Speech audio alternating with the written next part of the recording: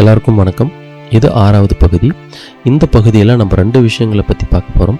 முதல் விஷயம், யதார்த்தமான வாழ்க்கையில் இந்த செல்ஃப் இமேஜ் எப்படி நம்மளை பாதிக்குது, அதோட தாக்கம் என்னவாக இருக்குது அப்படிங்கிறத பார்க்க போகிறோம். ரெண்டாவது, நீங்கள் பயன்படுத்துகிற மொபைல் நம்பர் அதுக்கான ஃப்ரீக்குவன்சிஸை உங்களை சுற்றி எப்பவும் வச்சிட்ருக்குது.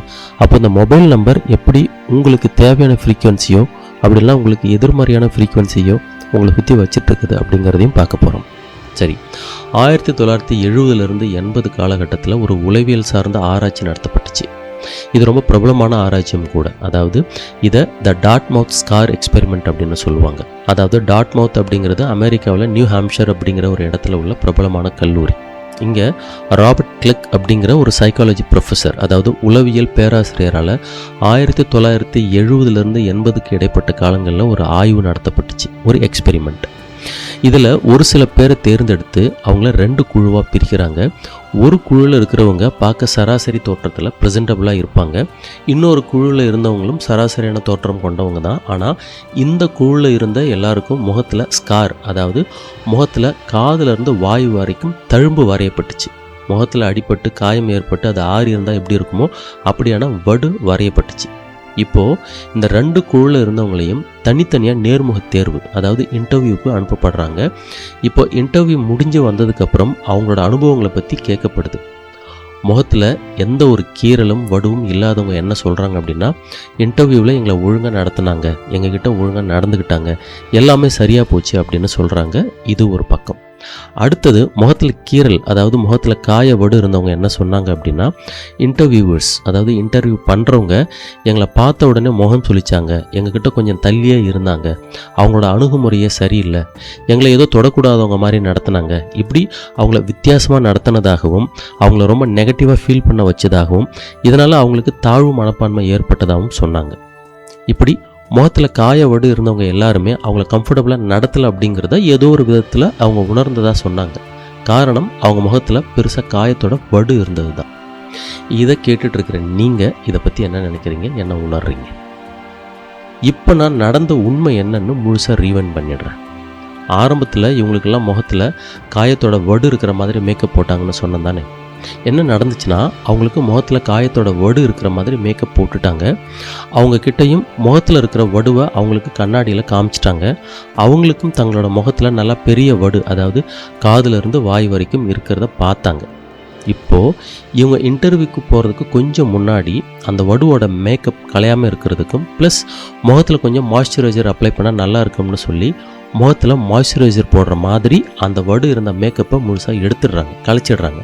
உண்மையில் இப்போ அவங்க முகத்தில் அந்த காயத்தோட வடு அப்படின்னு எதுவுமே கிடையாது. Scar makeup was completely removed. இவங்களோட இயல்பான முகத்தோடு தான் அவங்க இன்டர்வியூக்கு போனாங்க. ஆனால் அவங்க முகத்தில் காயத்தோட வடு இருக்கிறதா அவங்க நம்பினாங்க. நிஜத்தில் அவங்க முகத்தில் அப்படி எதுவுமே கிடையாது, இல்லை. நல்லா கவனிங்க, அவங்கவுங்க முகத்தில் காயத்தோட வடு இருந்ததா அவங்க நம்பினதுனால அவங்க மனசுக்குள்ளே ஏற்பட்ட தாக்கம் தான் இது எல்லாமே. அவங்கள இன்டர்வியூ பண்ணவங்க ஒழுங்காக நடத்தாத மாதிரியும் இவங்ககிட்ட இருந்து அவங்க தள்ளி இருந்ததாகவும் அதனால் இவங்க நெகட்டிவாகவும் தாழ்வு மனப்பான்மையோடையும் உணர்ந்ததாகவும் சொன்னது எல்லாமே இவங்களோட கற்பனையில் ஏற்பட்ட, இவங்களே ஏற்படுத்திக்கிட்ட பிம்பங்கள் தான். உண்மையிலேயே அவங்க அப்படி நடத்தப்படலை. இந்த மனநிலை தான் இன்னொரு பார்வையில் விக்டிம் மைண்ட் செட், அதாவது பாதிப்புகளால் ஏற்படுத்தப்பட்ட மனநிலைன்னு சொல்லுவாங்க. இதனால் இவங்களுக்கு இவங்க மேலேயே ஒரு நம்பிக்கை இல்லை, இவங்க அட்டன் பண்ண இன்டர்வியூ மேலேயும் இவங்களுக்கு நம்பிக்கை இல்லாமல் போயிடுச்சு. கூடுதலாக இவங்களுக்கு இவங்க மேலேயே ஒரு தாழ்வு மனப்பான்மையும் வந்துடுச்சு. இது எல்லாமே அவங்களோட செல்ஃப் இமேஜ்னு சொல்லக்கூடிய தாங்களே தங்களுக்குள்ள தங்களை பற்றி ஏற்படுத்திக்கிற ஒரு சுயபிம்பம். ஒவ்வொருத்தருக்கும் அவங்களுடைய செல்ஃப் இமேஜ் அப்படிங்கிறது இன்றைக்கி நேற்று ஏற்பட்டது கிடையாது, ஏதோ 1-2 சம்பவங்களால் ஏற்பட்டதும் இல்லை. நம்ம ஒவ்வொருத்தரும் இந்த பூமியில் பிறந்த அந்த வினாடியில் இருந்து இந்த செல்ஃப் இமேஜ்னு சொல்லக்கூடிய சுயபிம்பம் தன்னோட கட்டமைப்பை தொடங்கி பிறகு அது தொடரவும் செய்யுது. இப்படித்தான் ஒவ்வொருத்தவங்களுக்குள்ளேயும் மனசுக்குள்ளே பலவிதமான வடுக்கள் இருக்குது. உடல் ரீதியான காயம் ஏற்பட்டு தான் வடு ஏற்படணும்னு அவசியம் இல்லை. காயம் ஏற்படாமலேயே உங்களுக்குள்ளே இருக்கிற இந்த மாதிரியான மனநிலை உங்கள் செல்ஃப் இமேஜை எப்படி வச்சுருக்குன்னு பார்த்துக்கோங்க. சின்ன வயசுலேயே ரொம்ப ஸ்ட்ராங்காக உருவாகி இருக்கிற இந்த செல்ஃப் இமேஜ் நீங்கள் வளர வளர உங்களை அறியாமலேயே உங்களுக்குள்ள ஒரு ஸ்திரத்தன்மையை உருவாக்கி வச்சுருக்கும். இப்படி ஒவ்வொரு நாளும் நீங்கள் ஜஸ்ட் லைக் தட் பார்க்குற விஷயங்கள், பேசுகிற விஷயங்களில் இருந்து உங்களோட செல்ஃப் இமேஜுக்கு பல்சஸ் டேட்டாவாக அனுப்பப்பட்டுக்கிட்டே இருக்கும். உங்களோட செல்ஃப் இமேஜும் உங்களோட அன்றாட இயக்கங்களில் இன்னும் அதி தீவிரமாக இருக்கும். உங்களோட ஜாதி, உங்கள் மதம், பொருளாதார நிலை, நீங்கள் வாழுற இடம், உங்களோட நிறம், உங்கள் குரல், உங்கள் உயரம், உங்கள் மொழி, உங்கள் குடும்பம், உங்கள் குடும்ப பின்னணி, உங்கள் அப்பாவோட ஸ்டேட்டஸ், உங்கள் அம்மாவோட ஸ்டேட்டஸ், உங்கள் படிப்பு, நீங்கள் அடையிற சின்ன சின்ன தோல்விகளுக்கு உங்கள் மேலே சொல்லப்பட்ட பழி, உங்கள் மேலே வச்ச விமர்சனங்கள், உங்கள் மேலே சொல்லப்பட்ட சின்ன சின்ன குறைகள், உங்கள் ஈகோ, உங்களுடைய இயலாமை, உங்களோட உடை, உங்கள் நடை, உங்கள் பாவனை, இது எல்லாத்தையும் பற்றிய உங்களோட ஒப்பீனியன், உங்கள் டேஸ்ட், நீங்கள் வாழுற சூழல், உங்கள் லைஃப் ஸ்டைல், உங்களோட பயம், உங்களை அப்படி நினச்சிருப்பாங்களோ இல்லை இப்படி நினச்சிடுவாங்களோ அப்படிங்கிற எண்ணம், தாழ்வு மனப்பான்மை, பொய்யான கம்பீரம், போலி வீரம், போலியான வாழ்க்கை முறை, உங்களோட கலாச்சாரம், நீங்கள் சொன்ன பொய்கள், வினை, எதிர்வினை, அது சார்ந்த உங்களுடைய பயம், உங்களோட அழகு, உங்களோட உருவம், கேலி, கிண்டல், உங்களை பார்த்து மற்றவங்க பண்ண நக்கல், நையாண்டி, யாரும் அப்படி உங்களை நேரடியாக இது வரைக்கும் பண்ணலனா கூட ஒருவேளை நம்மளை அப்படிலாம் நினச்சிருப்பாங்களோ சொல்லியிருப்பாங்களோ அப்படிங்கிற எண்ணம், நீங்கள் தோல்வி அடைகிற போதெல்லாம் மற்றவங்களால் மட்டும் இதை நல்லா பண்ணுறப்போ நம்மளால் மட்டும் ஏன் பண்ண முடியல அப்படிங்கிற உங்களுடைய இயலாமை, அதனால் வரக்கூடிய பயம், எதிர்காலத்தை நினச்ச பயம், பணம் சம்பாதிக்கிறத நினச்ச பயம், உடல் ரீதியான உடல் நலம் சார்ந்த பயம், இப்படி பல கோடிக்கணக்கான சம்பவங்களில் இருந்து, அதாவது நம்ம குழந்தையாக இருந்து தினம் தினம் பார்த்து அனுபவித்து கடந்து வந்த பாதையில் இருந்து மெல்ல மெல்ல சின்ன சின்ன துளிகள் மாதிரி உங்களுக்குள்ளே உருவானது தான் இந்த உங்களோட செல்ஃப் இமேஜ். உங்களோட எஜமான், உங்களோட ஹீரோ, உங்களுக்குள்ளே இருக்கிற இந்த செல்ஃப் இமேஜ் தான் உங்களுடைய ஒரிஜினல் வேர்ஷன். உங்களை அறியாமலேயே உங்கள் செல்ஃப் இமேஜ் இப்போ ஒரு ஃபார்மேட்டில் இருக்கும். அதுதான் இப்போ உங்களுக்கு நடக்கிற, உங்களை சுற்றி நடக்கிற எல்லா சூழ்நிலைகளுக்கும் மூல காரணம். நீங்கள் வறுமையில் இருந்தாலும் சரி, உங்கள் வாழ்க்கையில் நீங்கள் கஷ்டப்பட்டுட்டு இருந்தாலும் சரி, என்னடா இது வாழ்க்கைன்னு ஒரு விரக்தி நிலையில் இருந்தாலும் சரி, பணம் சம்பாதிக்க ரொம்ப கஷ்டப்பட்டு முடியாமல் தவிச்சிட்டு இருந்தாலும், நீங்கள் ரொம்ப சந்தோஷமாக இருந்தாலும் ஆனந்தமாக இருந்தாலும் சரி, எல்லாமே உங்கள் செல்ஃப் இமேஜோட இயக்கம் தான், கட்டுப்பாடு தான். உங்களுக்குள்ளே இருக்கிற அந்த இன்விசிபிள் மேன், உங்களோட ஒரிஜினல் வேர்ஷன், உங்களோட செல்ஃப் இமேஜ் தான் உங்களோட ஒரிஜினல் வேர்ஷன். அது மாறாத வரைக்கும் உங்களோட வெளிப்புற வாழ்க்கை ஒரு இன்ச்சு கூட மாறாது. நல்லா கவனத்தில் வச்சுக்கோங்க. எது நல்லது எது கெட்டதுன்னு புலப்படாத, தெரியாத உங்களுடைய குழந்தை பருவத்தில் இருந்தே உருவானது தான் உங்களுடைய செல்ஃப் இமேஜ். அதோட வலிமை அப்படிங்கிறது உங்களோட ஆழ்மனதை கட்டுப்படுத்தும் திறன் கொண்டது. இந்த பிரபஞ்சத்தின் நேரடி தொடர்பில் 24 மணி நேரம் இருக்கிற இந்த ஆழ்மனதோட உங்கள் செல்ஃப் இமேஜ் மாறும்பொழுது தான் நீங்கள் நினச்ச வாழ்க்கையை உங்களால் நிச்சயமாக அமைச்சிக்கவும் முடியும்.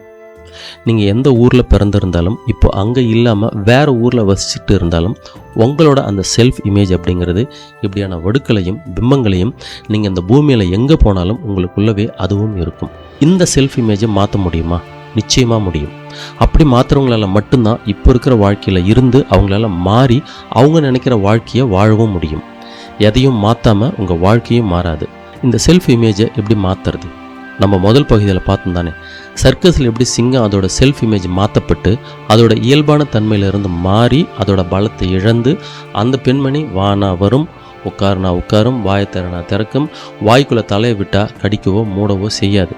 இப்போ அந்த சிங்கத்தை திரும்பவும் ஒரு சில நாட்கள் காட்டில் விட்டால் என்ன நடக்கும்னு கொஞ்சம் யோசிச்சு பாருங்கள். இந்த சர்க்கஸ் சிங்கத்தை போலவே உருவமும் பாவனைகளும் கொண்ட மற்ற சிங்கங்கள் என்ன பண்ணுதோ அதையே இதுவும் பண்ண ஆரம்பித்து இந்த சிங்கமும் இப்போ அதோட இயல்புக்கும் மாறிடும். அதாவது இப்போ சிங்கத்தோட செல்ஃப் இமேஜ் திரும்பவும் மாற்றப்பட்டு திரும்பவும் அதோட நிஜத்தை அது தழுவிடும். ஆக்ரோஷமான காட்டு விலங்கா அது மாறிடும். இப்படி யாராக இருந்தாலும் அவங்களோட செல்ஃப் இமேஜை பயிற்சிகள் மூலமாக மாற்றவும் முடியும். மாற்றினா மட்டும்தான் உங்கள் வாழ்க்கையும் மாறும் அப்படிங்கிறத நீங்கள் இப்போ உணர்ந்திருப்பீங்க. இது வரைக்கும் நீங்கள் பார்த்த இந்த முழு நீள 6 பகுதிகளுமே உங்கள் வாழ்க்கை எப்படி இயங்குது, நீங்கள் எதிர்பார்க்குற வெற்றி, நீங்கள் எதிர்பார்க்குற விஷயங்கள் ஏன் நடக்க மாட்டேங்குது, எதனால் நீங்கள் திரும்ப திரும்ப ஒரே இடத்துல இருக்கிறீங்க, முன்னேற்றம் அடைஞ்சாலும் எதுக்காக அந்த முன்னேற்றம் ஒரு தற்காலிக முன்னேற்றமாக இருக்குது அப்படின்னு அறிவியல் பூர்வமாகவும் உங்களோட அன்றாட நிகழ்வுகளோட உதாரணங்களில் இருந்து புரிஞ்சுக்கிட்டு இருப்பீங்க. இந்த பயிற்சியை நீங்கள் பண்ண ஆரம்பிக்கும் போதே உங்களுக்கு புரிய வரும் எப்படி உங்களோட அன்றாட வாழ்க்கையில் உங்களை அறியாமலேயே பல சின்ன சின்ன விஷயங்களை நீங்கள் உங்களுக்கே எதிராக பண்ணிகிட்ருக்கீங்கன்னு சொல்லி. பலவிதமான விஷயங்களை நீங்கள் சரின்னு நினச்சி பண்ணிகிட்ருக்கிறது உங்களுடைய நோக்கத்துக்கும் உங்கள் வெற்றிக்கும் நேர் எதிராக இருக்குது. ஆனால் பெரும்பாலானவங்களுக்கு இது புரியறதில்ல. இதுதான் சரின்னு நினச்சி வாலண்டியராக அதை இன்னும் அதிகமாக பண்ணுறாங்க. நல்லா கவனிங்க. ஒரு விஷயத்தை புரிஞ்சுக்கிறது அப்படிங்கிறது நல்லது தான். ஆனால் ஒரு விஷயத்தை புரிஞ்சுக்கிறதால மட்டுமே உங்கள் வாழ்க்கையில் மாற்றம் ஏற்படாது. சிந்தனைகளுக்கு செயல் வடிவம் கொடுக்கும்போது தான் நீங்கள் எதிர்பார்க்குற முடிவுகளும் உங்களுக்கு வரும். ஆங்கிலத்தில் knowing is knowing and doing is டூயிங்னு சொல்லுவாங்க. அதாவது உங்களுக்கு ஒரு விஷயம் தெரியும் அப்படிங்கிறதுனால எந்த மாற்றமும் வராது. அதே விஷயத்தை பயிற்சி பண்ணும்பொழுது செய்யும்பொழுது தான் முடிவுகள் வரும், முடிவுகள் மாறும். சரி, இந்த செல்ஃப் இமேஜை மாற்றிட்டா என் வாழ்க்கையில் எந்த ஒரு கஷ்டமும் வராதா அப்படின்னு ஒரு கேள்வி வரலாம். கவனிங்க. இதுதான் இந்த பிரபஞ்ச இயக்கத்தில் இருக்கிற ஃப்ரீக்வன்சிஸ் அப்படின்னு வச்சுக்கோங்க. நம்ம ஏற்கனவே பார்த்தோம், நீங்கள் என்ன ஃப்ரீக்வன்சியில் இருக்கீங்களோ அதுக்கேற்ற விஷயங்களை தான் நீங்கள் ஈர்ப்பீங்க. இப்போது நீங்கள் இந்த பிளேன் ஆஃப் ஃப்ரீக்வன்சியில் இயங்கிட்டு இருக்கீங்க. உங்களுடைய ஏத்தம், உங்களுடைய இரக்கம், அதாவது உங்கள் வாழ்க்கையில் ஏற்படுற நன்மைகளும் அதுக்கு மாறான விஷயங்களும் இந்த ரெட் செக்மெண்ட்லேயே இருக்கும். நல்லா போகிற மாதிரி இருக்கும். திரும்பவும் கீழே வரும்போது உங்கள் வாழ்க்கையை தாறுமாறாக போகிறதா உணர்வீங்க.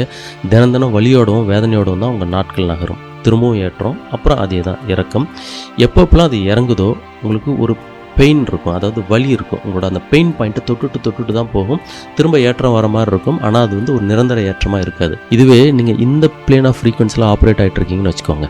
இங்கேயும் ஏற்றம் இறக்கம்னு எல்லாமே இருக்கும். ஆனால் இந்த க்ரீன் செக்மெண்ட்டில் இருக்கிற ஃப்ரீக்வன்சியில் தினம் நீங்கள் ஆப்ரேட் ஆகிட்டு இருக்கும்பொழுது அதனால் ஏற்படுற நிகழ்வுகளில் எது வந்தாலும், இறக்கம் வந்தாலும் ஏற்றம் வந்தாலும் உங்களோட தன்மை மட்டும் மாறாது. இங்கே தினம் 10 கோடி 20 கோடி லாப நஷ்டங்கள் ஏற்பட்டாலும் அவங்க இயல்பு மாறாமல் அவங்களோட வாழ்க்கையை வெற்றிகரமாக அமைச்சுக்கிறவங்களும் இருக்காங்க. 5,000 10,000 லட்சம் ரூபான்னு சொல்லிட்டு பணப்பிரச்சனைகளுக்காக மன உளைச்சலோடு இருக்கிறவங்களும் இது ஒரு வாழ்க்கையா, இது எப்போ மாறுமா மாறாதான்னு பயத்தோடவும் நாளைக்கு எதுக்கு தான் விடியுதுனே தெரியல அப்படின்னு பயப்படுறவங்களும் இருக்கிறாங்க. நீங்கள் எந்த பிளேன் ஆஃப் ஃப்ரீக்வன்சியில் ஆப்ரேட் ஆகுறீங்க அப்படிங்கிறத பொறுத்து தான் எல்லாமே. உங்களோட ஆழ்மனதை மறுகட்டமைப்பு பண்ணணும், உங்கள் செல்ஃப் இமேஜை மாற்றணும். அப்போ தான் நீங்கள் எதிர்பார்க்குற வாழ்க்கையும் உங்களால் அமைச்சிக்க முடியும். இந்த பயிற்சியில் நீங்கள் 100% 100% உங்களோட செல்ஃப் இமேஜை மாற்றுறதை கற்றுக்க போகிறீங்க. அதோடு மட்டும் இல்லாமல் அதை இந்த பயிற்சி மூலமாக மாற்றவும் போகிறீங்க. பயம் அப்படிங்கிற உணர்வு தான் இருக்கிறதுல மிக மோசமான ஃப்ரீக்வன்சி. இனிமேல் பயம் அப்படிங்கிறதே உங்களை நெருங்காது. இந்த பயிற்சி முழுக்க நீங்கள் நினைக்கிறத அடையிறதுக்கான ஒரு வலிமையான உளவியல் பயிற்சியாக இருக்கும். முதல் 15 நாள்லேயே நீங்கள் உங்களுக்கான வெற்றி விதைகள் வளர்கிறத உங்களை சுற்றி நிறைய நிகழ்வுகள் மூலமாக பார்க்க முடியும், சந்தோஷப்படுவீங்க. இப்போது நீங்கள் உங்கள் வாழ்க்கையோட எந்த சூழ்நிலையில் இருந்தாலும் சரி, நீங்கள் எந்த காலகட்டத்தில் இருந்தாலும் சரி, உங்கள் வயசு என்னவாக இருந்தாலும் சரி, உங்கள் மனநிலையை மாற்றி அமைச்சு உங்களுக்கு தேவையான சூழ்நிலைகளை உங்களால் ஏற்படுத்திக்க முடியும். இந்த பயிற்சியோட நீட்சியாக இன்னொரு முக்கியமான விஷயமும் இங்கே நான் சொல்லிடுறேன். நீங்கள் பயன்படுத்துகிற உங்கள் மொபைல் ஃபோன் ஏதோ ஒரு ஃப்ரீக்வன்சி, அதாவது ஏதோ ஒரு அலைவரிசையில் தான் உங்களை வந்து சேருது இல்லைங்களா? அதாவது யாராவது கால் பண்ணாங்க அப்படின்னா அது ஒரு அலைவரிசை மூலமாக தான் உங்கள் ஃபோனை வந்து ரீச் ஆகுது. இதை பற்றி டீட்டெயிலாக 3வது பகுதியில் நான் சொல்லியிருக்கேன், போய் பாருங்கள். ஸோ ஒவ்வொருத்தவங்களுக்கும் வெவ்வேறு அலைவரிசைன்னு இருந்தால் தான் அது யூனிக்காக இருக்கும். அதாவது நீங்கள் நினச்ச ஒருத்தவங்களை நீங்கள் அழைக்கணும், அவங்கக்கிட்ட பேசணும்னா அவங்களோட மொபைல் ஃப்ரீக்வன்சி என்னன்னு உங்களுக்கு தெரியணும் இல்லையா? அது எப்படி கண்டுபிடிப்பீங்க? அதுக்காக தான் அவங்கவுங்க மொபைலுக்கும் சிம் கார்டு இருக்குது, அதுக்கு ஒரு மொபைல் நம்பர் இருக்குது. இப்போ நல்லா கவனிங்க. இந்த முனையிலேருந்து ஒருத்தர் அழைக்கிறாரு, அதாவது கால் பண்ணுறாரு. அவரோட மொபைல் அவங்க சிம் கார்டில் அசைன் பண்ணப்பட்ட அந்த ஃப்ரீக்வன்சி மூலமாக டவரில் கனெக்ட் ஆகுது. அப்புறம் அங்கேருந்து உங்களோட எண்ணிக்கான, அதாவது உங்களோட நம்பருக்கான ஃப்ரீக்வன்சி மூலமாக உங்களை வந்து சேருது. இப்போ நீங்கள் 2 பேரும் தொடர்பு கொள்ள முடியுது, தொடர்பில் இருக்கிறீங்க, பேசுகிறீங்க. இப்போ என்னென்னா, நம்ம இதுக்கு முன்னாடி பகுதியில் பார்த்தோம் இல்லைங்களா, இந்த பிரபஞ்சத்தில் இருக்கிற நிறைய ஃப்ரீக்வன்சிஸ் இருக்குது. ஒவ்வொரு ஃப்ரீக்வன்சியும் ஒவ்வொரு தன்மையோடு இயங்குது. நல்லது, கெட்டது, மகிழ்ச்சி, ஆனந்தம், துக்கம், வருத்தம், வெற்றி, தோல்வி, இன்பம், துன்பம், ஆபத்து, பேரானந்தம், பேராற்றல், இப்படி பல தன்மைகளுடைய அலைவரிசைகள் நம்மளை சுற்றி இயங்கிக்கிட்டே இருக்குது. அதன் ஊடாகத்தான் இந்த மொபைல் ஃப்ரீக்வன்சிகளும் இயங்குது. இப்போது நீங்கள் பயன்படுத்துகிற உங்களோட மொபைல் எண் உங்களுக்கான, அதாவது உங்கள் மொபைல் நம்பருக்கு அசைன் பண்ணப்பட்ட அந்த அலைவரிசையோடு தான் இயங்கிக்கிட்டு இருக்கு. இப்போ நீங்கள் பயன்படுத்துகிற உங்களோட மொபைல் நம்பர் உங்களுக்கான, அதாவது உங்கள் மொபைல் நம்பருக்கு அசைன் பண்ணப்பட்ட அந்த அலைவரிசையோடு தான் இயங்கிக்கிட்டு இருக்கு. அதோட இம்பேக்ட், அதாவது அந்த ஃப்ரீக்வன்சியோட தாக்கம் உங்கள் வாழ்க்கையிலும் இருக்கும். இதை நான் கடந்த ஒரு 10 வருஷத்துக்கு மேலேயாக மேற்கொண்டு வந்த தனிப்பட்ட ஆய்வுகள் மூலமாக கண்டறிஞ்ச ஒரு ஷாக்கிங் ஃபேக்டர்னு சொல்லலாம். நான் இங்கே சொல்கிறது நியூமராலஜி பற்றி கிடையாதுங்க, முழுக்க ஃப்ரீக்வன்சி மேட்சிங் பற்றினது.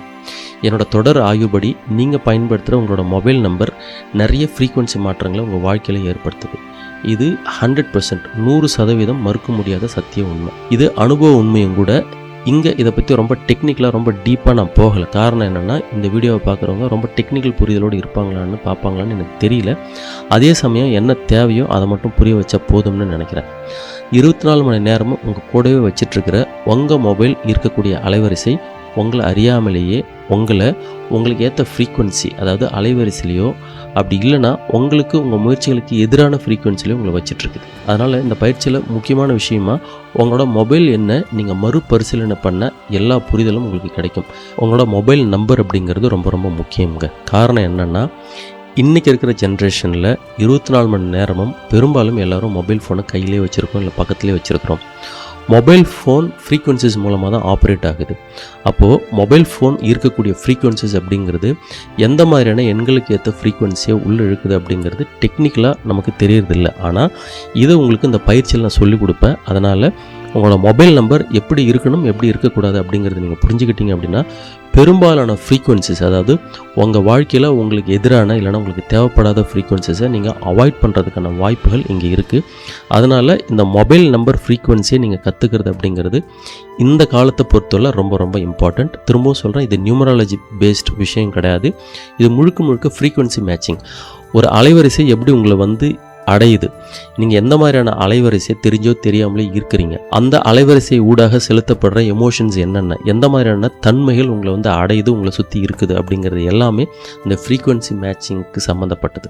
ஸோ இந்த மொபைல் நம்பர் அப்படிங்கிறது இந்த காலகட்டத்துக்கு ரொம்ப ரொம்ப ஒரு தேவையான, அப்படி இல்லைன்னா ரொம்ப கவனம் கொடுத்து எடுக்க வேண்டிய ஒரு முக்கியமான விஷயம். காரணம், ஒரு மொபைல் நம்பர் நீங்கள் எடுத்துட்டிங்க அப்படின்னா ஆல்மோஸ்ட் வாழ்க்கை முழுக்க அதை பயன்படுத்த போகிறீங்க. ஆனால் அது எந்த ஃப்ரீக்வன்சியில் ஆப்ரேட் ஆகுது, எந்த மாதிரி தன்மைகளை கொண்ட ஃப்ரீக்வன்சியை உங்களை நோக்கி இழுக்குது, அந்த ஃப்ரீக்வன்சி, அந்த அலைவரிசை தான் உங்களோட பாக்கெட்லேயும் உங்களோட கார்லேயும் உங்களோட பைக்லேயும் உங்களை சுற்றி எப்போவுமே வச்சுருக்க போகிறீங்க. அதே சமயத்தில் அந்த மொபைல் நம்பர் அந்த ஃப்ரீக்வன்சி இழுத்துக்கிட்டே இருக்குது இல்லைங்களா, அந்த அலைவரிசை இழுத்துக்கிட்டே இருக்குது. இன்னும் டீட்டெயிலாக உங்களுக்கு புரியணும் அப்படின்னா பழைய வீடியோஸை போய்ட்டு பாருங்கள். ஸோ உங்களுக்கு இந்த புரிதல் ஏற்பட்டுச்சு அப்படின்னா மேற்கொண்டு இந்த பயிற்சியில் இந்த ஃபோன் நம்பர் எப்படி உங்களோட ஃப்ரீக்வன்சி, உங்களோட தன்மையை வச்சுருக்குது அப்படிங்கிறது உங்களுக்கு புரிய வரும். ஸோ இந்த மொபைல் நம்பர் அப்படிங்கிறது உங்கள் வாழ்க்கையில் ரொம்ப ரொம்ப ஒரு முக்கியமான அங்கமாக இருக்குது இந்த காலத்தை பொறுத்தவரையில்.